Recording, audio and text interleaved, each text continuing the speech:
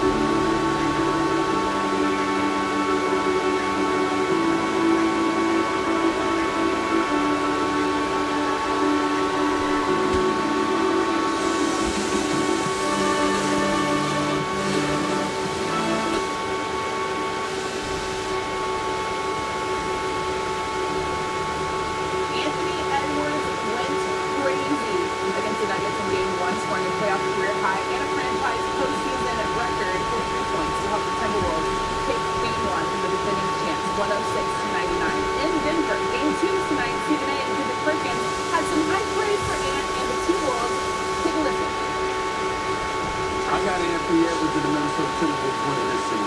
I mean, I've seen enough. This brother is something. He is so sensational, it's hard to put the word.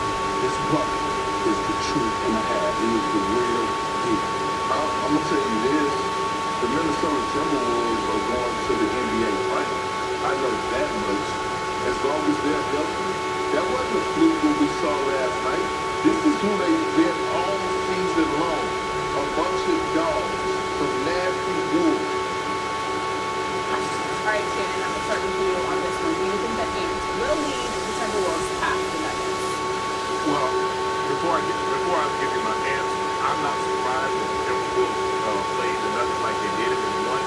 See, if you go back and look at all the games last year, they were very, very close. And what got the Nuggets over the hump was their ability to close ball games in clutch situations. Last 5 minutes of the game, guys came within 5 points. And if you remember that game, I think game 5 in which the Nuggets came back and won, Ant-Man went crazy in that game. And so he feels very, very confident. This team feels very confident that they can play the Nuggets. And I think what's happening is that the Nuggets keep getting off to those slow starts. And they were able to get off to those slow starts against the Lakers and come back and work their way back into the ball game. And even when they work their way back into the ball game, Ant-Man had another gear that he can get to. All 30 and 40-point games are created equal because you can score 30 and not be impactful. And you look at Ant-Man, you see he got 43 and they were impactful. Every one that the Nuggets had down the stretch, he suppressed it by himself. And then he got Carl Anthony Towns, Cat, who was involved for a large portion of the ball game. He got him to come in and then Nas Reed gave the 14 points in the fourth quarter.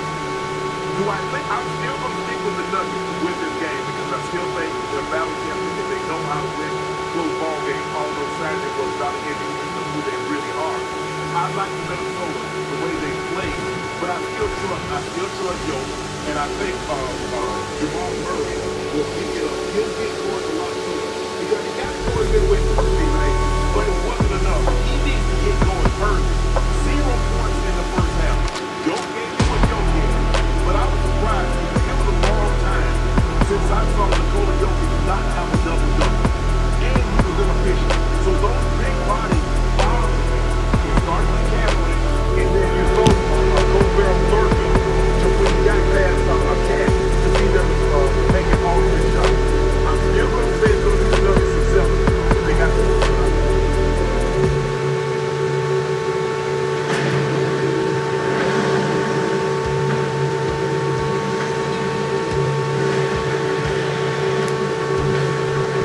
We picked up the power, so you can pick up the dust.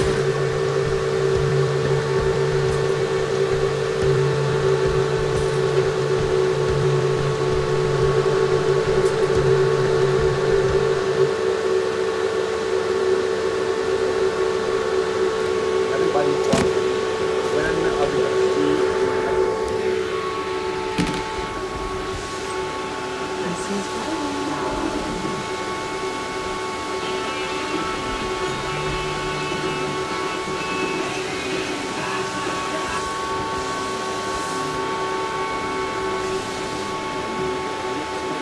Starting tonight, Knicks favored by 5.5 at home in game 1. That's down from 6. Knicks are still favored to win the series. Paul, you still sticking with Pacers to win the series? Of course I'm sticking with the Pacers. I have reasons why. I mean, when I go back to the regular season, it looks like they did. Indiana won the season series. They did.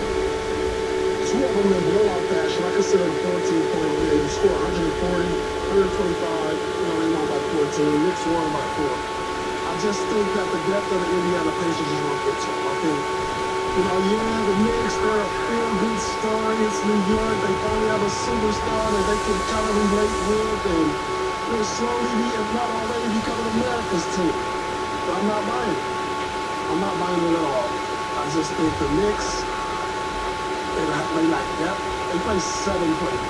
They run their starters 40-plus minutes. They do. Let one of them get in foul trouble. A team like I don't know how they're getting the job done, but they are. They're well coached. They have a superstar you have to get.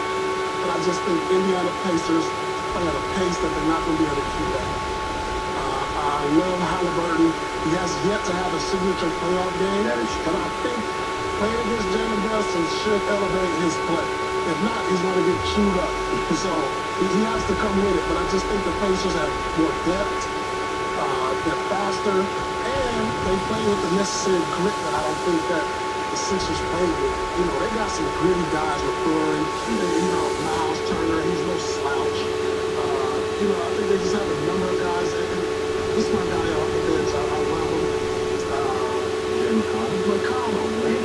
He's like a little X factor. And then we got Obi Toppin, who wants to get back. And on the back, he's got a little grudge. You know, he played for the Knicks. He was drafted there. So he's going to have an edge to himself about going against the Knicks. So I really just think the depth in particular is going to be too much for the New York Knicks to handle.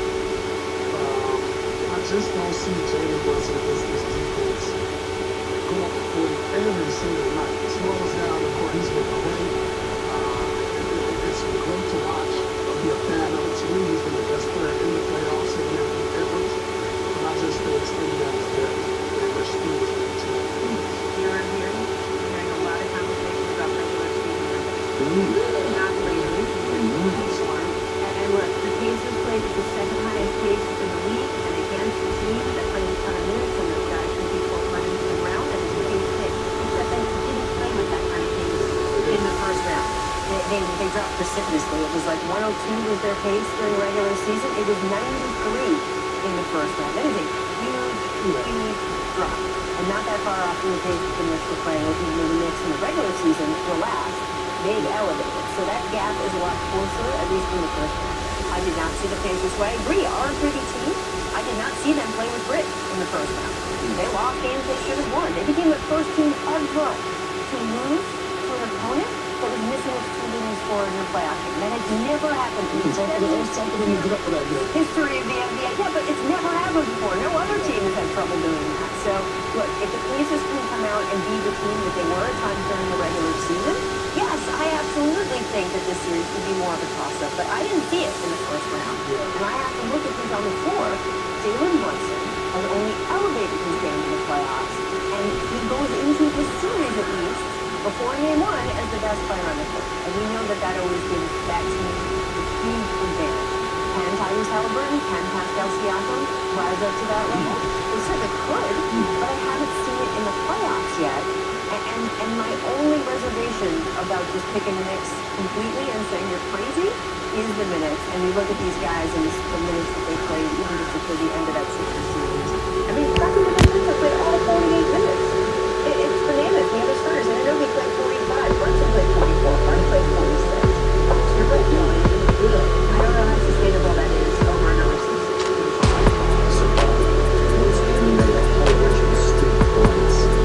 Which I can vehemently disagree with. But I'm with Rich on it's about grit and the Knicks lead these playoffs. Absolutely. I didn't see enough grit from the Pacers against the Bucks. You're probably right, it was just hard to get up and then have both those stars. But as much as I like Tyrese Halliburton, he's going to have to show me something like next level. You're going to have to take another step here. You and I had a dinner bet on this one. I got you 3-0, so this is your chance to get back. It's about Tyrese against Jalen to me. Not that they're going to go head-to-head all the time, but just who rises and shines, who takes over, especially in the home games. And I know we might touch the regular season, but Jalen did average 36 against them. But I was very impressed because I looked hard back at the last time they played February 10th, and it was at Madison Square Garden, and they won handily. It was 125 to 111. And guess who came off the bench and was the X factor? TJ, I told you. And maybe I relate. For sharing healthier meals quickly and without the mess, Frigidaire induction cooktops stop burned-on spills, making cleanup easier and life yummier. Frigidaire. Save up to $800 at Frigidaire and participating retailers.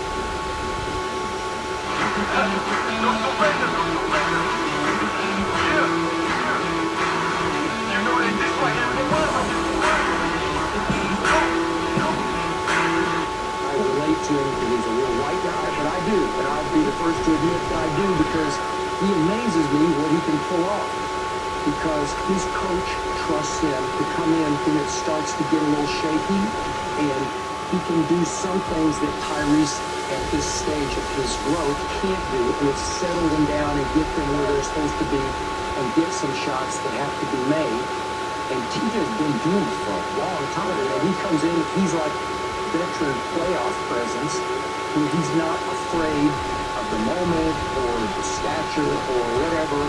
He will compete at a high level. The other X factor to me is Siakam at the highest level, because like the nights I said, he's a superstar. Yeah. Seriously, like a superstar. And then the next night I don't see it, and then all of a sudden he comes back. You're going to have to get 6 or 7 big star games from Siakam. We get a couple from him. Combined. The way the Indiana Pacers are built, they're built to where they have a number of guys that can hurt you. The X factor. They got like Nembhard and Neesmith and those guys that they can shoot the lights out to get going. No, I hear you. There's just something missing in Indiana to me. It's going to be hard for me to see Josh Hart outplaying Siakam every night, like he did versus the Sixers. You know, his matchup was who? Tobias Harris or something? Whether that, you know, it was one of those guys. He played, Josh Hart played like a power forward. You know, so he rebounds like a power forward. So Siakam has to be in that matchup. Because to me, he's an X factor for me. And look, the rebounding is such a key important thing to look at. For me, it's the offensive rebounding in the New York Knicks, right? That was a huge factor in the Sixers series. After the first round, they led the league in offensive rebounding, right? And that is the Energizer Bunny approach that Thibodeau preaches. Go, get it. Be more aggressive, be more hungry. I think Ray Green said on one of these broadcasts, you know, it's not the 50-50 balls, he gets the 30-70 balls, that kind of thing. That's good. He does. And I think that is so important, particularly against this Pacers team. If the Knicks are able to do that, and that requires a lot of energy from guys who are spending a lot of minutes on the floor, if they're able to do that, you limit the Pacers in transition, which is where they are so dangerous. If those offensive rebounding numbers for the Knicks go down, and those missed shots turn into transition Pacers opportunities, they are faster teams. They just are. And they're going to have guys who are going to be frustrated. Those Pacers are not playing at the same minutes rate that the Knicks are. So that, to me, is to be in the Pacers' favor. The Knicks have control of that. They can rebound like that. We've seen it. But they have to be able to do it again. So, Paul, speed of play, pace of play.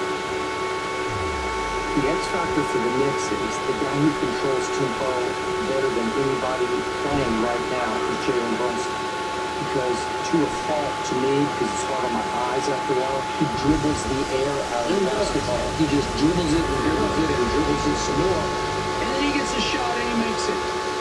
And I don't enjoy watching it, but it works because it slows the game way down. It throws the opposition to death. Because I get tired of watching. I think they get tired of chasing after a while. Embiid wound up chasing Jalen Brunson all over the place off the pitch in a row, right?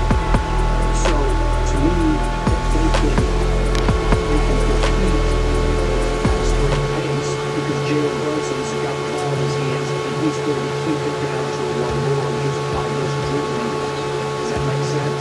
I'm not getting it. He's going to get it when they start missing shots. Yeah. They get down. Rachel's point. He's not good. They want to speed it up. That was the Pacers.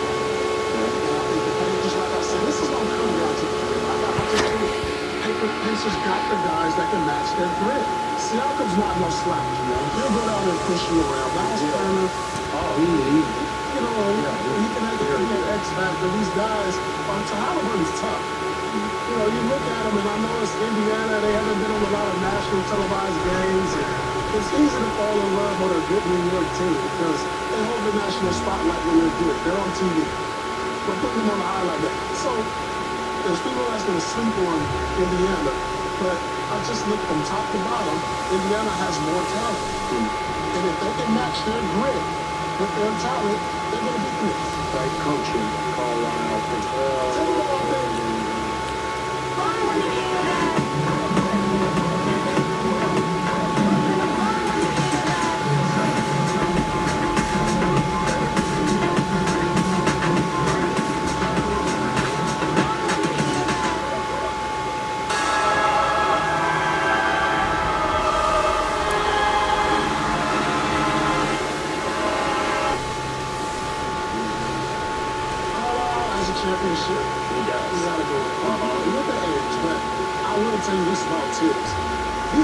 overachieved with a lot of teams he's coached. A lot of these niggas. He was your defensive Yeah, he was our defensive coach, so I gotta give Tim is one of the top coaches. He might be one of the most underrated coaches in the NBA because, you know, with the injuries that the Knicks sustained this year, for him, no Anunoby for a stretch now, and he's back.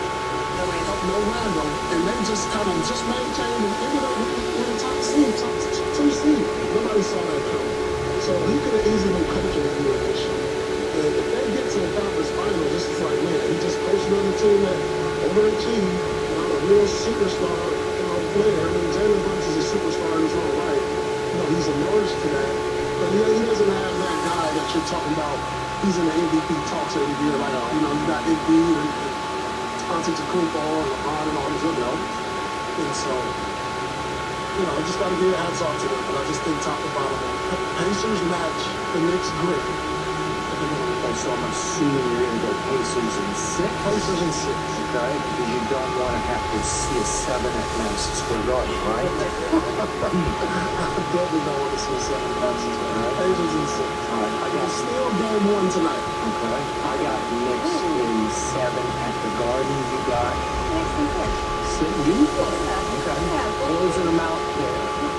Yeah, I mean, look, obviously, again, we can see halfway through this series, it becomes very obvious that the Knicks players are tired. You talk about coaching, though. These guys want to play for this coach. It's interesting. They do a survey every year of players, anonymous survey. Yeah. One of the questions is, who's the coach you least like to play for? And year after year, players around the league say Tom Thibodeau is the coach they would least like to play for. And we know that's because the reputation is he runs guys into the ground, he causes them injuries, guys' careers can kind of get mired there. But the guys on this Knicks team would vote him as the coach they most want to play for. They believe in him, and they want to put their hearts out there for him. I think that's really the only metric that you can judge a coach by. Is why this player? Why from the outside of it? Because he looks like a curmudgeon and he's like sour and sour and you're not a player's coach. Players talk around. Not a player's coach. So he played for 10. They probably don't want. They probably say 10 because he's probably the only coach in the league that probably still practices. Yeah. Like, when teams don't practice as much anymore, he'll get you out there. Like, no, I'm practicing.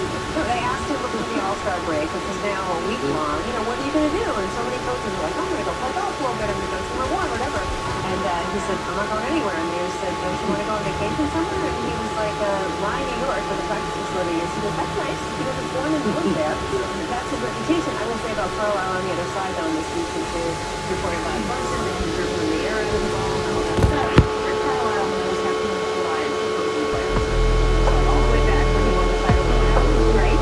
And I think that when the question goes, hey, do you put all of your defense on your star versus you let him get his and you put him up in front of you versus the other options, the question about how much defense is going to be will not just be about how many points you score. I think it will also be about the NFL attitude and your focus on the top. you had a chance in the final of your career to play for teams as a head coach, would you jump at it? Yeah, I would. I like to. I like what he brings. He brings just a certain attitude, and all his teams take on his personality. It's great playing with him. Absolutely. He's shown me nothing but him since he's been a head coach. He won with us as an assistant. I love to. Well, you want to play 40 minutes a night?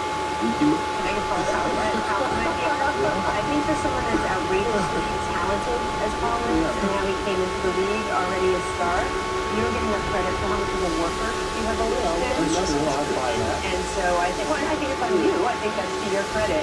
So when people might say, well, no, you really would want to play for Ted? You like hard work. Almost You're went now in retirement. You're at 6 a.m. I see the clips. I see the clips on social media after you go retirement. I almost went to Indiana when Bob Knight was there.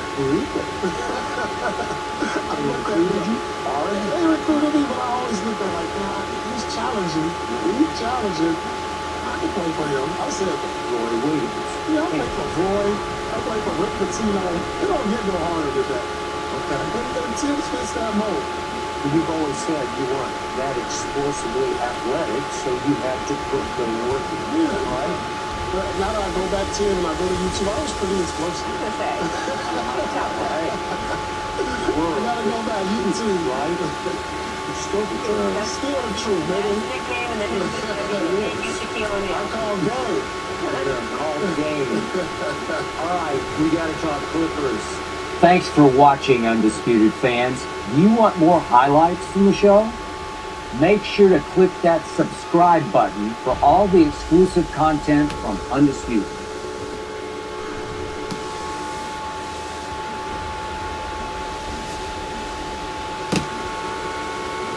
Treat your taste buds to a trip at Mendocino Farms. First stop, Philly Shroom Steak, loaded with plant-based meat made from shiitake mushrooms. Next exit, Farmer's Market Pesto Salad, featuring fresh mozzarella and basil pesto vinaigrette. Visit MendocinoFarms.com to explore our menu. GMC Sierra. It's the truck. Get 1.9% APR on 2024 Sierra 1500 models. That's over $4,100 in average finance savings. We are professional grade. GMC.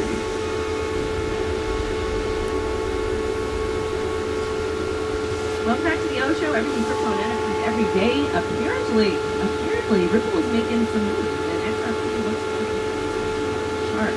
There is a big moment for Ripple, and this could potentially be the time to buy. So we're going to go ahead and talk about it. We've got so many news stories to update you guys on.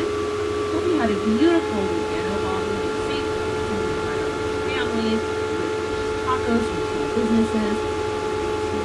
Shout out to my TikTokers. Shout out to shout out to Mr. G, to Mike, and of course to Mr. L. We've got a poll at the top. Do you hold XRP? Do you hold XRP? Also to my TikTokers, you're going to have to go over to YT. The reason why I want you guys to go to YT is because in case this app goes away, you'll be able to keep up with all of the awesome content that I create. Anyway, let's get straight into it. There's a lot of awesome. So, first and foremost, we're just going to talk about XRP. So they sold all their extra. Alright, let's talk about it, okay? This is from Miss Ellie. We love her. She posts the best news updates ever. And I've got a little bit of XRP, nothing too terrible, because Bitcoin is my favorite. So, crypto in the courts this week. As you all know, SEC and Justice sued Ripple, and in that court case, we got some new case law that XRP was chosen not to be market for investors. For institutional investors, that's a different story. But there's a couple big L's the SEC is taking So, the Ripple recap. This happened on April 2nd. Ripple filed their opposition brief with the SEC to request to pursue around $2 billion in fines for institutional investors. Because of the court,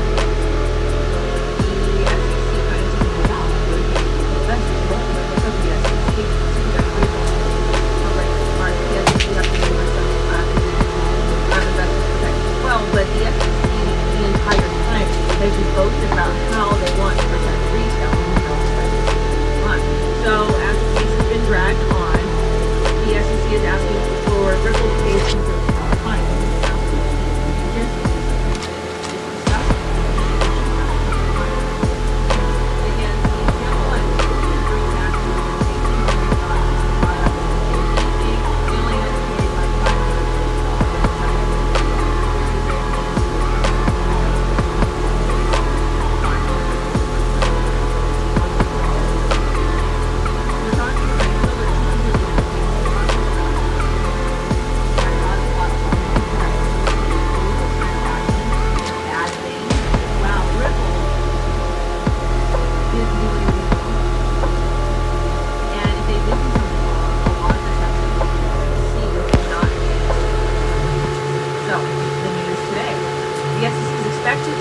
Ripple's remedies argument, where Ripple argues against the permit injunction requested by the agency advocating for restrictions granted. The filing is expected to be in court. The lawsuits in the remedies phase, which of course it is, because $2 billion is a lot of money. Maybe $2 million fine. Okay, fine.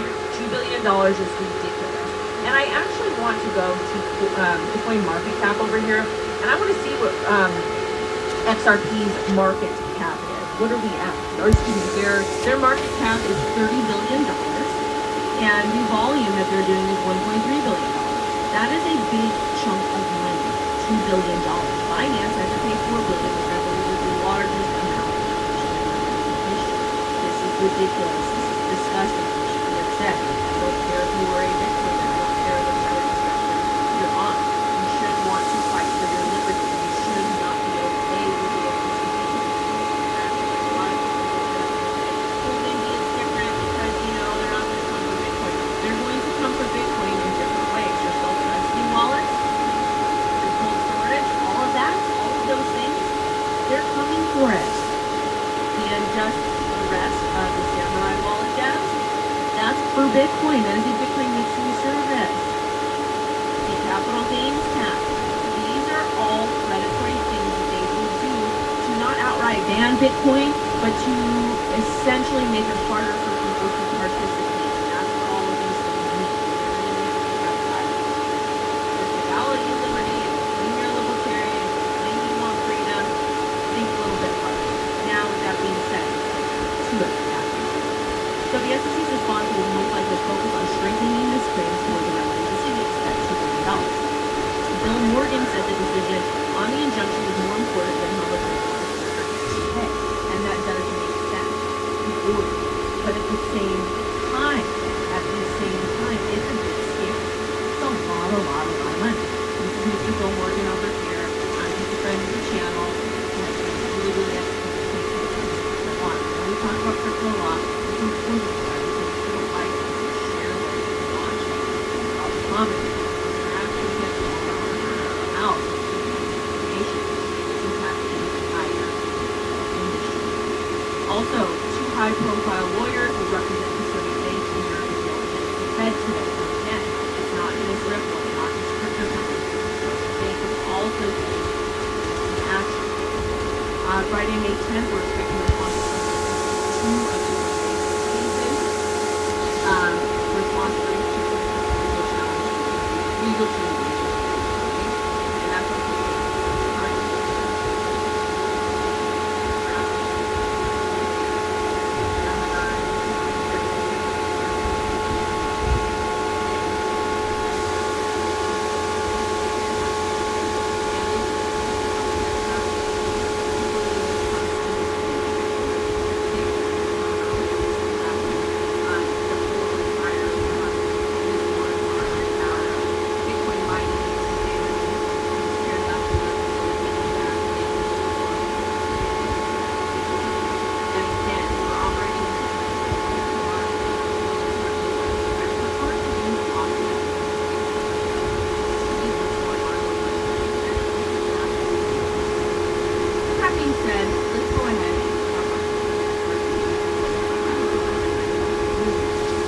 We don't have 200 or 300 plus viewers today. So much for joining.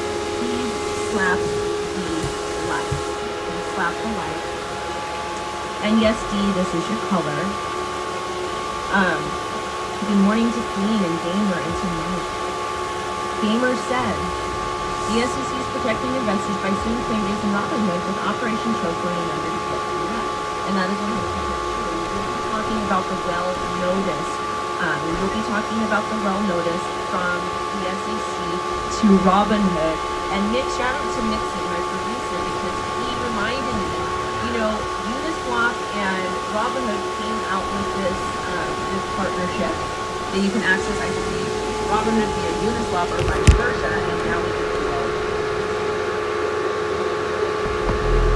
we'll get into that. We'll talk about XRP price action. Morning to Mr. Callie. I hope you and your family had a beautiful Cinco de Mayo. We actually yesterday we went to this local business. They do really barbecue. I'm gonna tell Callie what it is. You have some family. So good. They do barbecue. So like they do like a Latino thing there because they have the best beef lunches I have ever had ever, and they're big and juicy, but the sauce on it like so good. So good. So it's super nice to go there. I love the go out to eat. That's where you'll catch me at the small business, okay? And if you went to like a Chipotle or a Taco Bell to celebrate Cinco de Mayo, no, you need to go to your local small businesses, support it as well as because they're out here chart for XRP, and I'm talking about a sustaining above the trend line. So far, this is nice. Currently approaching 57. Now on the daily chart, this looks gorgeous. Yes, we did have a little bit of a move down. Market Cipher is indicating some nice positive price action. Taking a look at the 4-hour chart. 4-hour chart looks like as well. One of the things I will say with XRP zooming out, I've indicated some very important support and resistance areas to use before people. I know, but I still like to enjoy it. But you'll never catch me saying check to the 100 plus on TikTok. You'll never catch me saying talk about it. Right people next to me, and that's okay. That's okay. But as far as XRP goes, and plus this is America too. We mix cultures here. It's absolutely. As far as XRP goes, I hope that we can get a high this year of $1.94. Also, too, we are currently partnered with Cash and with them actually we would like to do that directly to support the channel. Wonderful. That would make me happy. Another thing to note, not your fees, not your coins. And you do need to read the terms of service, okay? You need to read the terms of service. I actually like it. I like that. Last night review was awesome token. Good morning to Paul. Good morning to Mr. Mo. Shout out to Queen. And shout out to Kendrick Lamar. So which leg are we operating? Asking the right question can greatly impact your future. Are you sure you're an orthopedist? Especially when it comes to your finances. Are you a certified financial planner? I'm a CFP professional. CFP professionals are committed to acting in your best interest. That's why it's gotta be a CFP.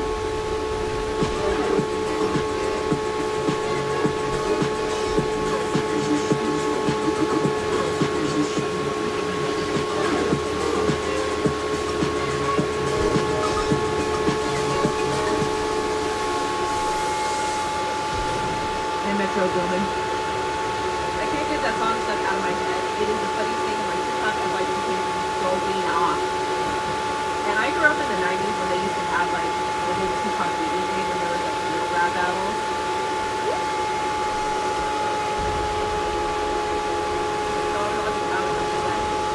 All day yesterday, like listening, catching up. I said, but I will say the female rappers have been doing the last year. They really have.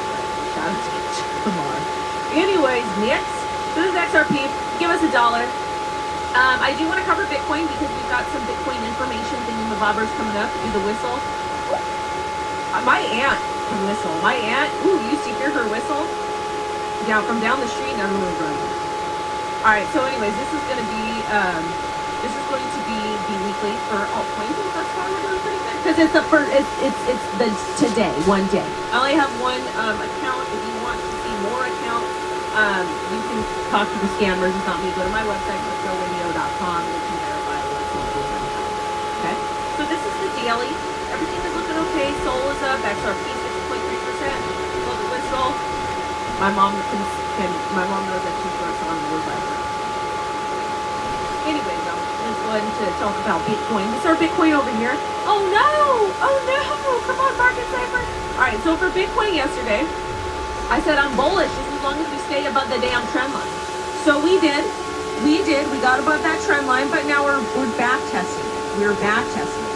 So what I'm going to call right now, I'm going to call for some consolidation between 65.7 and approximately 59,000. My mom is a hero. My mom is we're on a different level. On a different level. But anyways, I'll have my mom tell you some of her stories here. Anyways, though, we did get a swing with high to 65.5, and then we're currently trading around $63,000 here on the daily. Taking a look at the 4-hour, we're definitely gonna tap on this trend line again. It's kind of be crucial if we're able to sustain or not. So fingers crossed that we can sustain and then bounce back up, retest 65. Market Cipher is indicating a bit of a downward, but again, back test pop up. So we might even get some consolidation with Bitcoin like this. Now I do have to give a big shout out to our partners for today's show.